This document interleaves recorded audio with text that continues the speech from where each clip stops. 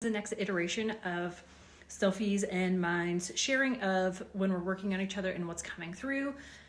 We do look a little haggard in this video that's coming up. It was post working out of town for 3 days, very little sleep. We just woke up. Bear with us. It is us being very real and vulnerable and sharing what our sessions look like. When we're working on each other this time, it was mostly integration because we have been going through a lot and we had to bring it into the physical body. I hope you enjoy. This is our newest update about our sessions and our decompression. Is that the right word? Debrief? Whatever. Decompression. Just try to make sense of it all, because honestly, we did these sessions on each other 2 days ago? Yeah. 2 days ago. And when we came to talk about it, we could barely remember the details. So we're like, thank goodness we recorded them so we can listen and refresh. And then we need to like talk it through and be like, oh yeah, that's because you even had something land in your body just because the conversation. Yeah, we're integrating it more continued and more. And continued. Yeah. And in the last about 2 weeks, we have been getting a lot of new information in, a lot of new activations in, outside of working on each other and outside of receiving for ourselves.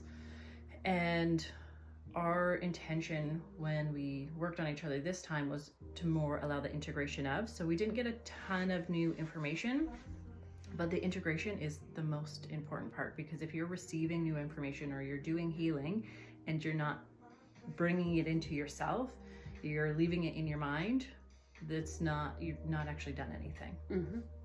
It's not useful. It's not helping you move forward into another version of you to be able to use it. And the things that are coming in, some of the gifts, we want to be able to use them, so we have to keep working on it. And with the last 2 times we've worked on each other, we've been looking at integrating pieces from other lifetimes to help us be able to hold it here, but also the duality of it, or the polarity of it. So what life incarnation did we choose or create to help us see the opposite of what it would be in like that far spectrum, or even being immersed in it and how to come out of it. Like, for example, yes, it's amazing and powerful to connect into a life where you mastered that gift, that ability, that can really open things for you, and you can pull that in through the quantum field and activate that in yourselves. Empowered, yeah. Yeah, but and the realization that you're not, for most of you in this lifetime, you're not learning new things. It's a remembrance. Yes. But what most people don't talk about is the fact that, okay, now you have those gifts. What about when you misuse that power? What about when you weren't such a good person, good soul, because maybe you weren't a human? What about when you were expressing your soul as a dark being? Most people don't want to recognize that, but all of that is part of your soul lineage. And so we're going in and learning that intelligence and bringing that wisdom back. And that takes a lot, like how to hold yourself in a non-judgment. Like, what is the purpose of this? So if we can get past what it is, what's the purpose of it? What am I learning here? What can I go back in and maybe close off or show myself as possible? It also helps with, not helps, it's imperative when you work on people that you're able to hold their shadow, their darkness, because they will need to go and integrate those aspects of themselves. So if you can do it for yourself, then you can hold that space for them. Yeah, it is imperative. It's like that's why we can create the change and transformation, is because we have gone and we continue to go. It's not a once and done, to go to the deepest, darkest parts of us and accept it and integrate those parts and love those parts. So when you go in, there's no shame, there's no judgment. We're just like, we see you and we love you and you're safe. And you feel that. You know it. And you know the difference when you go to a new or current energy worker, psychic, whatever label you want to put on, Reiki practitioner, and you're not going deeper. You know when it's safe or not. Yeah, and even what that's saying, like someone can only meet you to the depths that they have met themselves. So in relationship, you're like, why can't my partner do this? Well, because they can't give it to themselves yet, so how could they possibly give it to you? That comes with your people, your practitioners. Absolutely. If they are not doing that work, they cannot hold that space for you to do it either. So do we want to go into our sessions a little bit? Yeah, we can go in. Yeah. You want to do yours first? Sure. Yeah. So some of the things I have been pulling in on of what I'll be working on required me to go to a lifetime where I would have needed that skill set to help me. And so Nyla had 2 options. So you can either go to this one or this one. So I picked the more extreme one. Like, I want to see it to believe it. So I didn't go right in to feel the depths of what I was going through. It was more to like observe what was happening and then what would be needed to change that reality, which I actually felt viscerally in my body when you said, can you come in and offer your gift to that version of you? And I was like, ooh. Like, I don't even remember saying that. Yeah, I had a good judder on the table. Like, oh, yeah, I can feel that, which is great because sometimes you're bringing things in that you're like, is this real? And then you have this visceral feeling in your body, like, damn, you just can't make that up. You can't make that shit up. Yeah, involuntary reactions. Yes.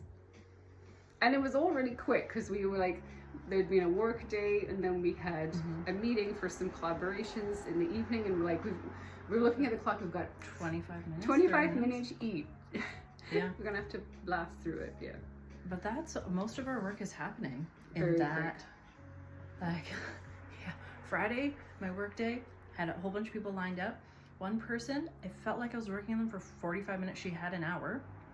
I felt like I'd been working on her for 45 minutes. It was huge. The activations coming in, what was coming forth. I looked at the clock. It had been 8 minutes. Yeah. 8 minutes. This is what is happening now, like with quantum work. Like, we are in the quantum field. Things are happening very, very fast, being concentrated down into small periods of time. A lot is shifting at bigger and deeper levels. It's very exciting. And so my work's probably going to shift to reflect that. It will shift to reflect that very soon. Your session, we started with all of my guides, all of the councils that I'm on. It's huge. It's an amphitheater of beings around me, celebrating me, witnessing me come into this lifetime. So it's like the streams of support. Yeah. The streams. These are the streams of consciousness coming through you. But a big part of it is to see those gifts come into humanity now. And I'm not the only one doing this. Let's be clear there. But there's not a lot of humans who are bringing this ability in yet. And it's time. People are ready to. Yeah. People are ready to. Their consciousness of the collective is ready to hold the enormity of the things that are coming in.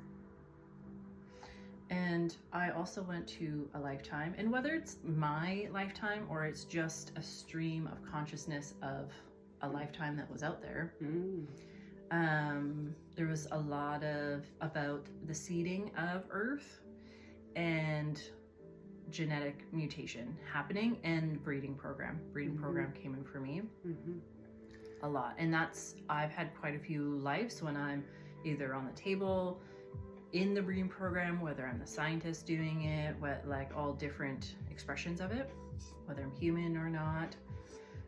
So in that way, it's not new, but I had new realizations come in and through of how the breeding program also had to do with the seeding of Earth. It's not just like the Greys coming in and abducting humans and doing experiments and genetic modifications on humans. It's happening in a lot of different avenues and ways. Yeah. It's just having these pennies drop, like we're on a walk down by the water and it's suddenly like, wow, I'm just having this realization that is for the evolution of humanity as well. And it's great to have no judgment, being in that place of no judgment where you can just like fully explore the spectrum of everything. It's like, so what if it is this? What if you, how bad could it have gone? What if you did this, you know? Mm-hmm. And why would you have done it? Because then it makes you really good at fixing, curing, healing, all of those things. Yeah. And I remember you worked on my root, really being able to hold the new foundation of what's Yes. coming in. Yes. Like supporting the physical body. Yes. Kids key. How do we as humans, in fact, in the retreat yesterday, how do we as humans create space in the physical vessel to hold the energetic shifts that we're bringing in, that we're building from? Amen. Amen. Until next time. Till next time.